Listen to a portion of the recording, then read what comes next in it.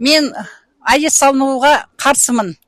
АЭС апат ошағы бұл енді Тоқаев пен Путиннің арасында, Назарбаевтың арасында бұл саяси мәселе бұл. Енді өте қауіпті, біздің экологияға да бізге АЭСтің керек жоқ негізі. Технология қазір дамыған, күн бар, жел бар. Бізде қазір завод, фабрика деген жоқ түбегейлі. Бізге бұл АЭСтің керек жоқ. Бұл қазір реклама болып отыр. Қазақстан бойынша мынау энергетика министрлігінің өкілдері Қазақстан бойынша бұны жарнама жасап жатыр, реклама жасап жатыр. АЭСке қарсымын, түбегейлі қарсымын. АЭС апат ошағы. Мен өзім АЭС салғанға қарсымын. Қарсылығымды білдіремін. Қарсымын мен мына АЭС салуға.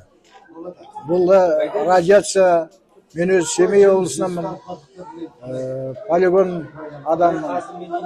Сол үшін ана не болды, Чернопольда жарылыс болды, қаншама адамдар қырылды. Партизан болып барған балалар міне ауру болып отыр қазір барлығы. Сол жаққа армиядан кейін жіберді. 3 айға, 6 айға партизан. Сол менің таныстарым өзі шетінен ауру қазір. Денсаулықтары дұрыс емес. Біздікі де мына Семей полигоны сол сияқты қарсымын оған. Толық қарсы, үзілді кесілді. Ресей салса да, Жапон салса да, кім салса да? Кім салса да қарсымын. Атом электростанциясын құру, бұл біздің Қазақстанды құрту. Бұл енді болса да біздің билік көкбет қатын деймін мен өз басым. Өйткені бұлар бірдеген айтты ма, соны істемесе қоймайды. Ол жаңа біз қарсылық көрсетіп жатырмыз ғой. Осы 19 регионды аралады. Бірде-бір осы қарсы азаматтарға сөйлеткен жоқ олар. Тек қана өзінің айналасындағы жаңағы жуынды қорларын сөйлетті. Сол ана жерде ішіндегі КНБ-сі бар, ұлттық қауіпсіздік комитеті басқасы бар, ішкі істері бар, әкімшілік қызметкерлері бар, тағы да жаңағы ғалымсымақтар бар. Солардың бәрі сөйлетіп қойып, осы Алматыда бізге кіргізген де жоқ, кіргізбек сөз де берген жоқ. Міне осындай менен өткізіп жатыр бұны. Бұның арқасы не болады? Бүгін барды, Тоқаев бүгін бар, ертең жоқ адам. Ол қазір 70-тен асты. Менен кейін күл болмасаң гүл бол деп тұрған адам ол, бұлайша қарағанда. Елдің болашағын ойлайтын адам мына тоқтату керек еді. Енді тем более орыстарға, қазір орыстардың өзінің жағдайын көріп отырсыздар ағайындар. Мына өзі екі туысқан ел бірімен қырылып жатыр. 2 жылдан бері, 3 жылға кетіп жатыр. Міне осындай мемлекетке беріп қойғанбыз. Қазір бізді кім басқарып отыр? Космополиттер. Бір ауыз ана тілін білмейтін, білсе де білгісі келмейтін, ұлттық рухтан, ұлттық тәлім-тәрбиеден, тілден, діннен, ділден хабары жоқ азаматтар басқарып отыр. Олар бүгін қарын тоқ, көйлек көк қойынған мәз. Ол ертең келешек не болады? Деп отқан ешкім жоқ айналайында. Атом электростанциясы барып тоқтатылмайды, ол салынады. Бірақ мұналардың обалы осылардың мойнында. Енді біздің Қазақстанға электр қуатының жетіспеушілігіне байланысты дүниежүзінде болып жатқан осы атом электростанциясын салуға болады. Бірақ біздің Қазақстанның потребностіне лайықталған жаңағы 15 жылда, 12 жылда салынатын 25-30 миллиард доллар кететін мощный электростанцияның қажет жоқ деп ойлаймын. Неге десеңіз, одан шығаратын қуатты Қазақстанға артығымен кетіп қалады. Соған байланысты Қазақстанға лайықты, өзінің көлеміне лайықты атом электростанциясын салуға біз қарсы емеспіз. Ал ондай электростанция дүниежүзінде жоқ қазір. Сондықтан мынандай электростанцияға, тем более Россия салатын болса, біз оған үзілді кесілді қарсымыз. Құрман қазаға, мынау елімізде осы алдағы қазан айының 6-сында референдум өтеді. АЭСті салуды халықтан сұрайды. Айтқан кезде салған дұрыс па, қолдайсыз ба, қолдамайсыз ба деген сияқты. Яғни бірнеше жылдан бері осыған талпынып келе жатыр. Бүгінгі билік АЭС салуға. Соған өзіңіздің жеке пікіріңіз, неге қолдайсыз ба? Қолдасаңыз неге қолдайсыз, қарсы болсаңыз неге қарсысыз? Осыны айтып беріңізші. Бірден айтайын, мен қарсымын. Өйткені мынау техника мен ғылымның замаған заманында мынау жарықтың басқа да тиімді тетіктері, түрлері бар.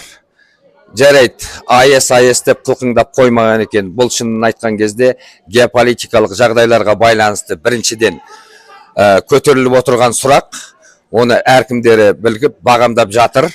Оны мына мені тыңдап тұрған көпшіліктің бәрі де біледі. Екінші мәселесі, атомның тізбектелген реакциясын біз қоздыра алғанымен адамзат баласы, мен өзім физикпін, оны тоқтатудың тетігін әлі күнге дейін тапқан жоқ. Яғни, біз бұл процестерге қарсымыз. Ғылыми тұрғыдан да кез келген ғылымды алдыма алып кеп берсең, менен дәлелдеп бере аламын.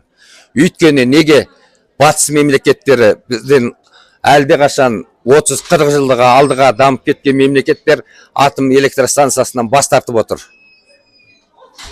Соны неге ойланбайды екен біздің билік? Басқа да шынын айту керек, энергия көздері жеткілікті. Қазақстанның мынау кең даласында жел энергетикасы, су энергетикасы қосылатын болса, ол әрине нұр үстіне нұр болар еді. Ал енді атом электростанциясын салу бірден бір ол экологиялық апатқа бастайды. Екіншіден, қару-жарағы бар жоғарғы дамып кеткен мемлекеттерге біз тәуелді болып қаламыз. Ал Қазақстанның тәуелсіздігі үшін біз қандай да ең үлкен қадамдарға баруымыз керек. Мен жалпы халықтан сұрайтыным, барлығымыз 6 күні бір ауыздан қарсымыз деп айтуларыңызды шақырамын, өтінемін, сұраймын. Рахмет аға. Мен АЭС-ті қолдамаймын. Менің естуімше, әртүрлі информация дұрыс та болуы мүмкін, дұрыс емес те болуы мүмкін. Бізде Қазақстанда энергетика бар екен, жеткілікті екен. Тапшылық жоқ дейсіз ғой? Тапшылық жоқ дейді. Бұл АЭС біздің елге қуалап келгенде жағдай дұрыс АЭС салу жағын ойлап жатқан жоқ. Көрдіңіз ба? Бір сыртқы күштерменен, мысалы Россияның күштері біздерге әкеліп салмақ болды. Бұл өзі бәленбай жыл болды, осы айтылып келе жатыр. Ал егер салатын болса, неге біз корейстерді, жапондықтарды неге таңдамаймыз? Көрдіңіз ба? АЭС-ті салып отыру деген бізге 15 мың адам айтып жатыр. 15 мың адам орыстардың, Россияның азаматтары келіп Қазақстанда жұмыс жасайды. Ол біздің жағы этникалық ахуалымызды төмендетеді деген сөз. Көрдіңіз ба? Онсыз да біз төмен қазақ тілі, қазақ ортаның өзі төмендеп бара жатыр. Сондықтан ол бізге үлкен ауыр нәрсе болмақ. Сонан кейін бұл енді АЭС салынбауы да мүмкін, мен сізге айтайын. Бірақ мынау шумдар болады, бірақ қазір біздің Қазақстанда әлемдегі жағы уран қалдықтарын сақтайтын орынға айналуы мүмкін. Соған алып келеме деген жағы жолдастар, мысалы Серік Ерғали деген жағы қоғам қайраткері айтып жатыр. Сондықтан бұл нәрсенің барлығы қазақ үшін жақсы емес. Қазақ үшін жақсы емес. Ал енді қазір заман өзгерді. Біз неге жаңа жағдай, қандай энергетика дейді, күннің энергетикасы, желдің энергетикасын біз көтеруімізге болады ғой. Болады. Толық қарсысыз қазір, Мен толық қарсымын. Рахмет аға. Рахмет. Так, АЭС-ті салуына мүлдем түбегейлі қарсымын. Себебі біріншіден ол 15 жыл салынады, бар жол салынған 50-60 жылға салынады ол. Оны ақылы жөнесі су керек. Бізде жалғыз Балқаш көлі Қазақстанның ортасында тұрған АЭС-тің бәрін көріп отырмыз. Чернобыль бізде не болды? Запорожьеде не болып жатқанын, Курскіде не болып жатқанын, Японияда не болғанын, оның бәрін көз алдымызда отырып, неге біз өзіміз отырған бұтақты шабуымыз керек? Оны ақылы жөнесі кім кепілдік береді? Оны суының ертең қаяқтан келеді? Қытайдан келеді. Қытай күні кеше біздің бидайымызды экспорттап алып отқан Қазақстанға ескертпей, соны тоқтатып тастады. Ертең Іленің суын жауып тастамасына кім кепіл береді? Сондықтан ойланыңдар, болашаққа ертең біз үйінде не қалдырамыз? 50-60 жылдан кейін қалған реактивтердің бәрін, мысалы, оның көметін жері де жоқ, басқа да жоқ. Оны қайда апарамыз, кімге қалдырамыз? Бұлар қазір бұлардың өмірі оған жетпейді ешқайсының. А бірақ олар қалай болашақтың өміріне балта шауып, оны қалай қабылдайды, мен соны түсінбеймін. Негізі түбегейлі қарсымын мен. Қазақстанда жаңа Балқашта АЭС-тің салуына түбегейлі қарсымын. АЭС-тің салуына түбегейлі қарсымын.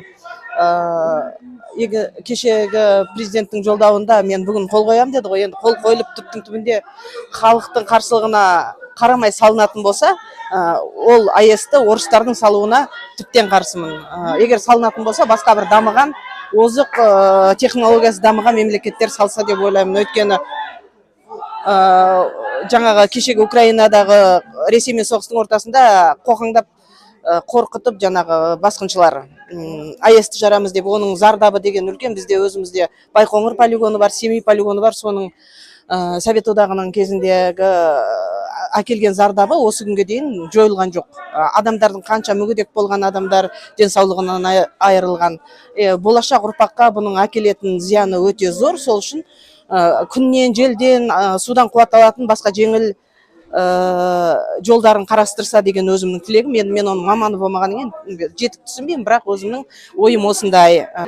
Әзірге бізде Қазақстанда жаңағы үлкен алып кәсіпорындар жоқ қой, заводтар жоқ, фабрикалар жоқ. Сол үшін жаңағы электр жарығының тапшылығы жақын жылдарда бола қоймайды деп ойлаймын. Енді болашақтың еншісінде ғой, жаңағы билік ауысып тұрса, сосын жақсы қарым-қатынастар болса дамыған мемлекеттермен, сол кезде мүмкін салуға болатын еді деп ойлаймын.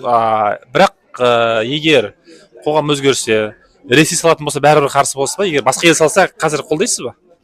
Жоқ, түптің түбінде негізі түбегейлі қарсымын. Түбегейлі қарсымын. Бірақ енді кешегі президент айтты ғой, мен қол қоям азыр осыдан кейін деп. Қол қойылса, енді біздің қарсылықтарымыз еш жерде тыңдалып жатқан жоқ қой, халықтың үні еш жерде. Ертең референдум болады дейді. Мен ол жерде өзім жеке басым тағы 90% сенімдімін халықтың даусының орланатынына. Ол референдумдағы ешкімнің даусы, қарсылығы назарға алынбайтынына мен өзім бүгінден ақ уже біліп тұрмын да. Сол үшін егер нақты салатын болып, халықтың пікіріне санаспай салатын болса, онда Ресейден басқа мемлекеттің салған, дамыған мемлекеттердің салған. Билік ауысын, ауыспасын, анау орыс жолдасың болса, айбалтаң жаныңда болсын дейді. Бұлар бізге тарихта, қазақтың тарихында ешқандай жақсылық алып келмеген ғой. Бұдан кейінде де іргемізді алғысырақ ұстағанымыз дұрыс па деп ойлаймын, қазақша тілмен айтқанда.